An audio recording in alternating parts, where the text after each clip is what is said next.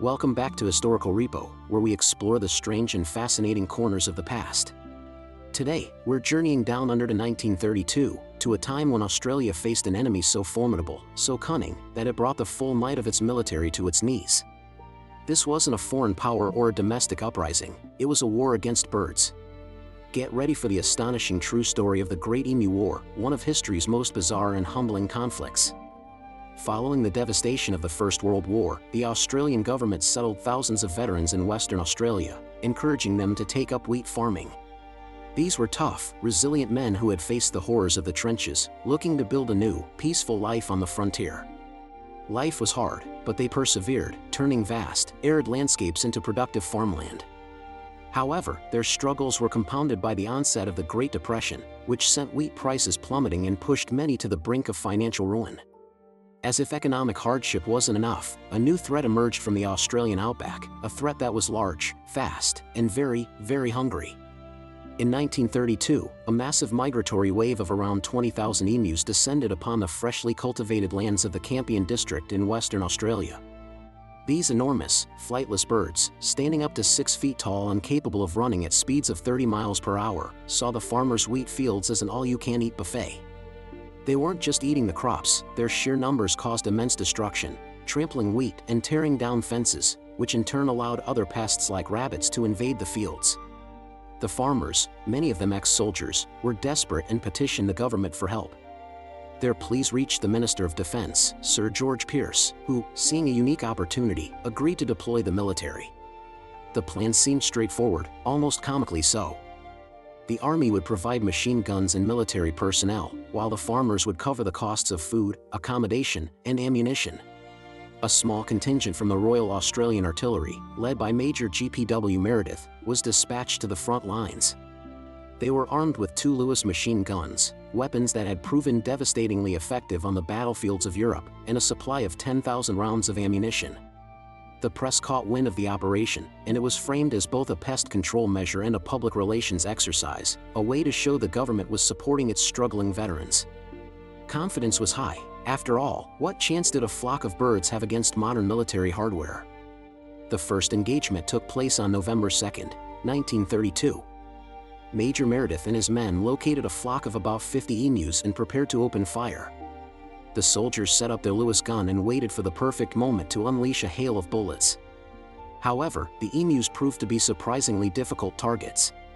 Their erratic movements and incredible speed meant that by the time the gunners had them in their sights, the birds were already scattering in all directions. The first barrage was wildly ineffective, with only a handful of birds being taken down. The rest simply vanished into the bush, seemingly unfazed by the sound of machine gun fire. It was a frustrating and embarrassing start to the campaign. 2 days later, the military tried a new tactic. They spotted a much larger flock, estimated to be over 1,000 strong, near a local dam. This time, they planned an ambush, hoping to catch the birds in a concentrated area.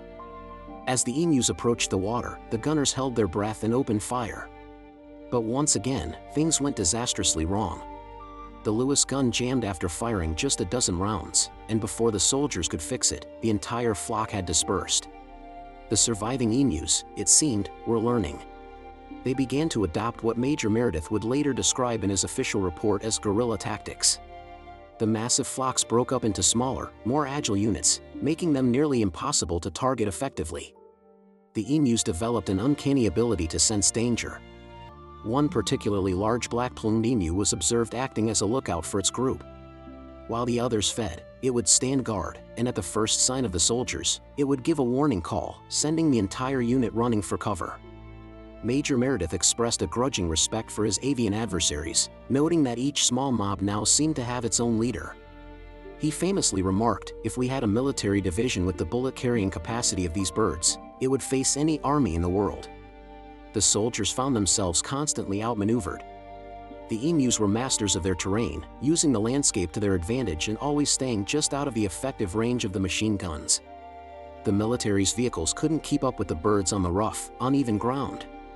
In one infamous incident, a Lewis gun was mounted on a truck to create a mobile firing platform, but the ride was so bumpy that the gunner couldn't land a single shot, while the emus easily outran the vehicle. After nearly a week of this frustrating cat-and-mouse game, the results were laughable. Thousands of rounds of ammunition had been expended, yet official estimates claimed only a few dozen to perhaps a couple of hundred emus had been killed. The operation was becoming a public relations nightmare. The media, which had initially reported on the war with some seriousness, now treated it as a complete farce. Newspaper headlines mocked the army's inability to defeat a flock of birds, and one conservationist commented that the emus had won every round. The story spread internationally, and Australia became the subject of ridicule. Faced with mounting pressure and dismal results, the Minister of Defence ordered a withdrawal on November 8. The first campaign of the Great Emu War had ended in a decisive and humiliating defeat for the Australian military. The emus, for their part, celebrated their victory by continuing to feast on the farmers' wheat. However, the farmers' problems didn't go away with the army's withdrawal. The emu attacks continued, and with the hot weather and drought conditions worsening, the birds became even more aggressive in their search for food and water. The desperate farmers once again appealed to the government for assistance.